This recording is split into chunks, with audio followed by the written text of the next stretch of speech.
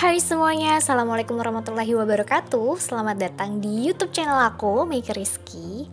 So, sebelum kita mulai videonya, aku dibantu dulu untuk subscribe, like, and klik tombol loncengnya ya, supaya aku makin semangat untuk update video-video lainnya.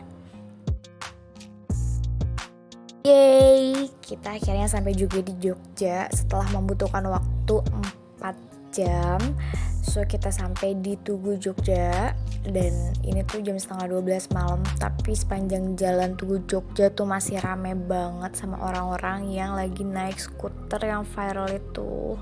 Cuma kita nggak sempat berhenti di sana karena kita tuh udah lapar banget. Jadi destinasi berikutnya adalah Gudeg Mercon Mbok Tina.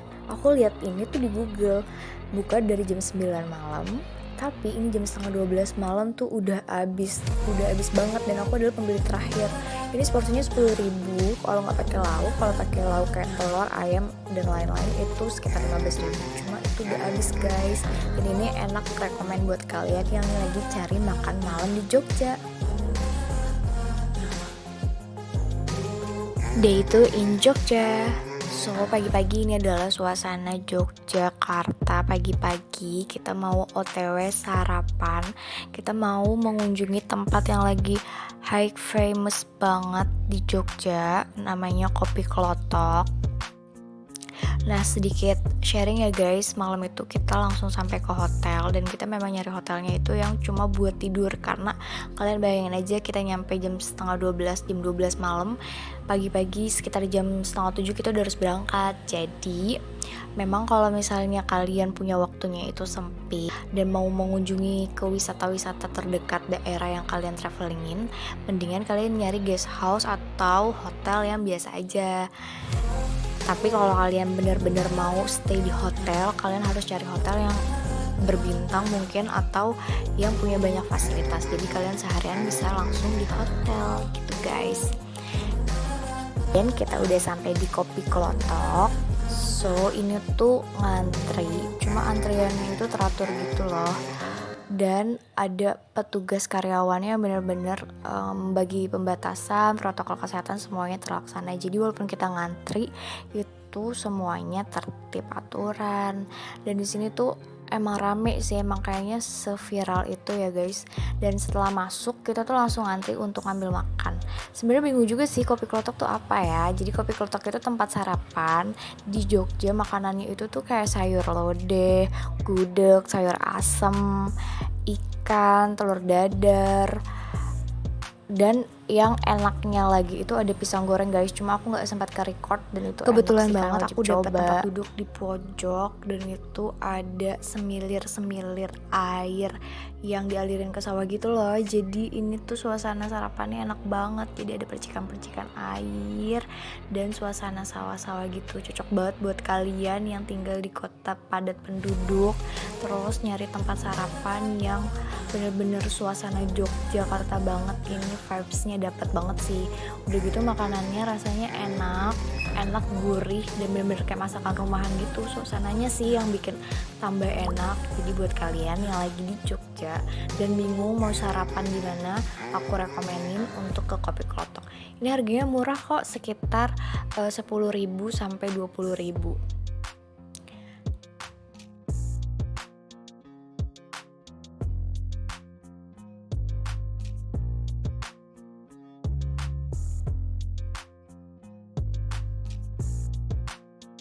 Ini tuh tempatnya luas banget ya guys, jadi kalian gak perlu khawatir. Jadi ada tempat indoor, outdoor, dan ada yang lesehan, juga ada yang di dalam gitu.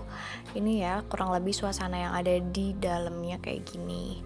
Jadi semuanya itu serba otentik Jogja banget. Bangku-bangkunya semua dari kayu, terus aksesorisnya. Terus juga di sini ada beberapa orang-orang yang pernah datang ke Kopi Klotok, naruh tulisannya dia di sana, mengabadikan kalau mereka memang pernah ke sana. Dan ini loh pisang goreng yang aku bilang enak itu, tempat penggorengannya di sana, tempat pesannya juga di sana, dan ini tempat antrian makanan. And the next trip kita ke tempat selanjutnya, yaitu tempat yang juga lagi famous, dan mungkin kita bakalan sedikit olahraga di sana, cuma emang agak jauh lokasinya. Dan sebelum kita ke sana, aku mau sedikit sharing ya guys. Jadi kalau kalian lagi nyusun trip gitu. Kalian usahain tuh udah punya schedule-nya, transportasinya kalian tuh kesana mau naik apa, terus kalian pikirin juga budgetnya tuh berapa, hotel yang kalian mau tempatin itu juga di mana, karena itu penting banget. Jadi kalian tuh ketika udah sampai di tempat, kalian tuh nggak bingung, kita habis gini mau kemana ya, kita mau kemana ya, jadi langsung terus gitu loh guys. Ini adalah salah satu contoh yang kemarin aku pakai itinerary-nya. Jadi aku tuh bener-bener buat di tanggal sekian, di jam sekian ke sekian itu kita kemana.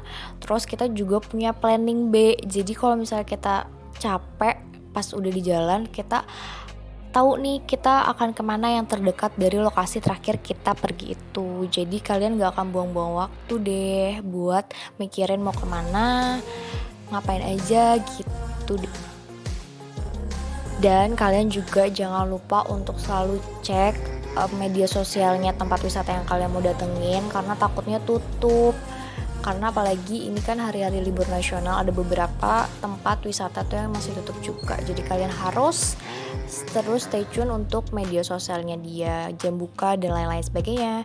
Dan ini adalah yang aku bilang destinasi berikutnya itu adalah Nanggulang Skuter. Dia tuh ada 2, di Grebek Puri sama Mahaloka. Jadi ini suasananya waktu kita main skuter di sana. Nah, buat kalian yang mau ke sana juga, kalian juga harus pantengin Instagramnya. Di sana tuh ada Instagramnya, namanya Electric Nanggulang Skuter. Di situ juga ada, kalian bisa registrasi secara online supaya kalian ketika datang di sana tuh udah nggak ngantri lagi untuk skuternya gitu. Harganya itu 10.000 per skuter, itu durasinya 15 menit kalau nggak salah. Jadi ini di sore harinya, setelah kita pulang dari skuter itu kita langsung ke hotel istirahat dan kita langsung berangkat lagi sore. Jadi kita udah fresh, dalam keadaan fresh.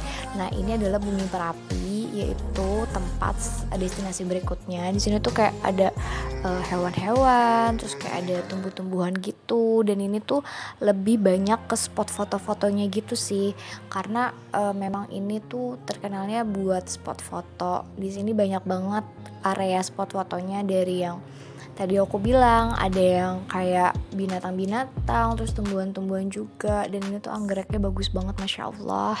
Terus ada yang ala-ala Jogja, rumah-rumah ala-ala Jogja. Terus ada lagi yang spot fotonya tuh tempatnya yang warna-warni kayak gitu deh. Pokoknya kalian bisa pantengin di Instagramnya supaya kalian tuh bisa tahu kalau misalnya ke Bumi Merapi itu adalah tempat spot-spot foto. Dan bisa lihat juga di Instagramnya contoh-contoh foto orang yang foto di sana. Ini beberapa contoh foto-foto yang aku dapat di sana guys. Dan di malam harinya kita lanjut ke arah Gunung Kidul Jogja. Ini tempatnya juga famous banget sih. Mungkin kebanyakan dari kalian udah tahu kalau misalnya ke Jogja itu pasti tempat yang mau dituju tuh ini. Ini tuh namanya Heha Sky. Nah, ini tuh ada 2 guys. Jadi ada 2 tempat gitu. Yang terbarunya itu adalah Heha Ocean Park. Jadi kalau Ocean Park itu dia lebih ke pantai, kalau ini tuh dia lebih ke di atas gunung gitu, buat ngelihat kayak kota-kota Jogja dari atas. Dan pas aku kesini itu sumpah ini tuh padet banget, banyak banget bis-bis wisata yang datang ke sini. Ini benar-benar padet banget sih, parah. Pertama kali kalian ketika masuk nanti sudah bayar HTM gitu, ini nih spot yang paling kalian bakalan lihat. Jadi kayak foyer jembatan gitu. Terus di sana tuh pasti kalian langsung tertuju sama tulisan-tulisan kayak surat-surat gitu loh, digantungin gitu, dikunci-kunci gembok gitu, lucu sih. Terus ini area yang bawahnya dari foyer jembatan yang aku bilang tadi itu tuh kayak stand-stand makanan gitu. Di sini juga ada musolanya. Ini super padet banget sih, karena emang rame banget. Soalnya pas aku kesana tuh memang lagi libur tanggal merah gitu. Nah, ini nih maskotnya nih, kalau orang-orang kesini tuh pasti fotonya di Heha Sky ini. Nah, yang di atas itu tempat live musik. Nah, ini adalah salah satu tempat destinasi buat ngeliat view Jogja. Saran aku kalau kalian mau ke sana tuh jangan saat lagi libur-libur nasional atau lagi libur-libur panjang gitu deh, soalnya bener-bener kayak nggak bisa menikmati banget. Padahal tempatnya oke. Dan ini tuh resto, jadi pas masuk itu nanti ada restonya dari Hea Sky, cuma karena full akhirnya kita ke bawah yang ke tempat stand-stand makanan itu. Tapi di sini tuh emang rame banget dan kita juga cuma dapat makanan seadanya aja yang ada di sana gitu. Terus aku nggak lama di sana, jadi cuma sebentar karena emang rame banget. Terus jadi kita mutusin buat keluar, kita mau menuju ke alun-alun Malioboro, cuma karena nggak sempat, padat juga, akhirnya kita langsung cari makan dekat hotel dan kita pulang ke hotel gitu. Nah ini di pagi harinya sebelum kita pulang balik ke Surabaya, kita ke destinasi terakhir yaitu namanya Ledok Sambi.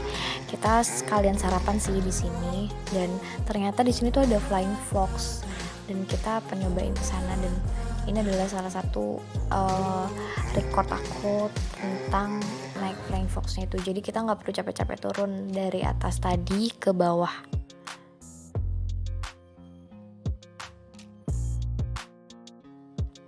Untuk HTM-nya ini tuh 25.000 per orang. Ini tuh kayak ada 2 gate gitu loh guys. Jadi kita dari awal di atas sampai tengah, terus nanti kita gate yang selanjutnya itu dari tengah ke arah bawah gitu. Ini worth it sih menurutku, tapi juga aman karena ini gak terlalu tinggi, tapi ya lumayan lah ya gitu.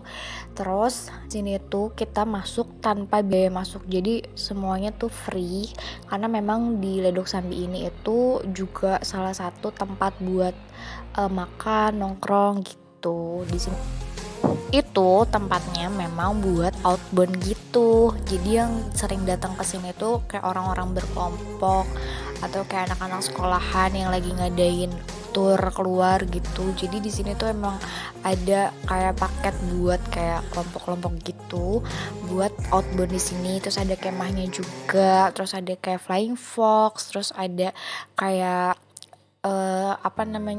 lebih ke mana kayak gitu-gitu sih guys. Dan memang ini suasananya tuh enaknya apa, karena di sini tuh adem, dan terlebih di sini tuh ada air arum jeram, tapi dia tuh bukan yang air arum jeram yang seperti biasanya gitu loh, yang banyak, yang genangan airnya banyak. Tapi di sini tuh cuma buat aliran-aliran air jeram yang kecil gitu, jadi bisa buat dinikmatin anak-anak kecil kayak gitu. Jadi bikin suasana tambah adem. Dan di sini untuk panahnya ini tuh 10.000. Ini nggak durasinya, tapi kita dapat 10 panah gitu. Worth it sih.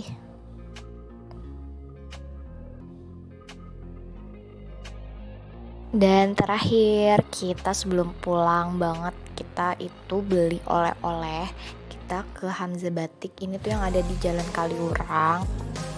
Jadi ini tuh lengkap banget sih, jadi kayak ada baju-baju batik formal gitu, blangkon, terus juga ada aksesoris, terus kayak baju-baju yang kayak daster, terus kayak yang baju kaos-kaos kayak I love Jogja gitu-gitu. Terus juga ada kayak wedang terus kayak merchandise tas, terus kayak gantungan kunci gitu-gitu. Ini semua lengkap sih,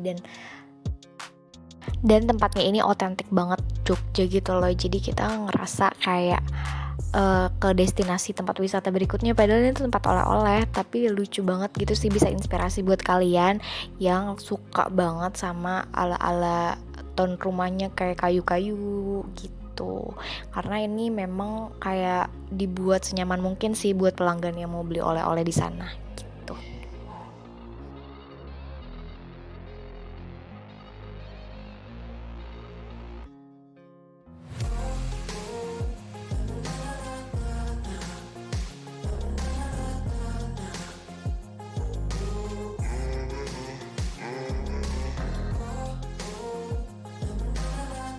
Beli bapia patok, karena emang gak afdol ya kalau ke Jogja tapi kita nggak beli bapia. Nah, bapia yang terkenal itu namanya bapia patok 25, cuma macamnya tuh banyak gitu. Balik lagi, karena aku ke Jogja itu saat libur nasional, jadi bener-bener sepanjang jalan toko oleh-oleh bapia itu semuanya habis, dan aku baru nemuin bapia patok itu ada di toko ke-8 atau ke-9. Bayangin, sumpah sepanjang jalan itu. Setelah kita udah dapat, kita langsung balik ke Surabaya, dan ini adalah part terakhir aku harus pamit undur diri. Ini adalah sekian dari pengalaman aku ke Jogja kemarin. Jangan lupa subscribe, like, and comment ya guys.